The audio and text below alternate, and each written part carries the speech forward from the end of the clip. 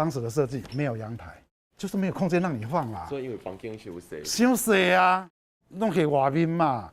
信义大楼主委廖广智带记者踅一个信义大楼看环境。这栋起伫1960年代增建主体有490几户，一户6平到8平，环境黑暗、旧凹旧臭，脚尾袂堪得大。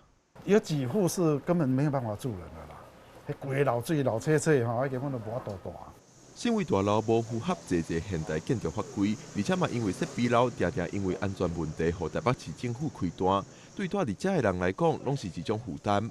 本来你管理费负担就是这啊，除了公共设施的维修以外，一寡人事费用、事务费用，寡清洁的工课。建筑法执行事件安尼啦，就这样一句话，给你罚6万几块啦，已经老旧嘛，你知道？安全的迄嘛，这种物件足简单的，你敢辅导一下，阮也唔是要做啊。廖广智希望市政府短期会使以辅导代替开单，安全问题长期就要靠多市更新来解决。目前连署数已经收集82%，村内人大部分拢咧要以途径了后，会使得到偌济面积的利益问题。萝卜跟棍棒要展现出来了。台北市长选战三卡都为了都市防灾，针对危险楼厝，拢提出都市更新想法来解决。好危险的、海沙的、好危老的整间住宅，4年要达到2成，好的一个发包的工作，那8年要达到这5成。防灾型都更未来是一个目标，透过公权力，我们对于危险老旧的建物要即刻的进行都更。都市更新的方案里面很重要一块就是从淡水河沿岸，所以我们提出的这个是为了解决安全的问题，再解决美观的问题。大家人讲到危险建物的防灾途径，第一个想法就是拆掉电器。但是长期咧研究日本城市防灾学者认为，这不是唯一的路。针对通过评估的厝做耐震补强，也是一种方式。耐震补强的费用一定是比中建较少，建筑物的寿命延长，生活机能品质提高，厝的价值嘛相对较好。要若真正要拆掉电器，台湾都市更新做了遐尼济，到底防灾效果如何？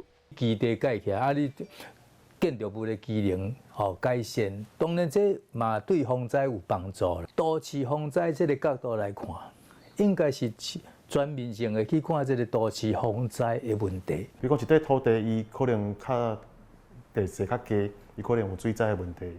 伊可能有迄短暂也经过的问题，咱这问题拢要同齐来考虑所以各地基地伊拢无同款的构成。都市更新除了要考量饮水、电站，嘛要甲附近地区配合。街区路外看，附近消防救灾能量够强，拢要同齐考虑。但是即马常常因为过量拥挤种类、拥挤转移，地区街区承受压力愈来愈大，灾害风险嘛对咧提悬。专家表示，目前的都市计划那亲像咧甲灾害跋筊。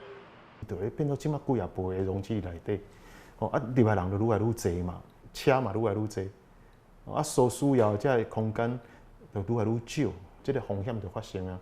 专家认为，有饮水风险、电站经过的地区，唔是袂使发展，但是发展程度要经过规划。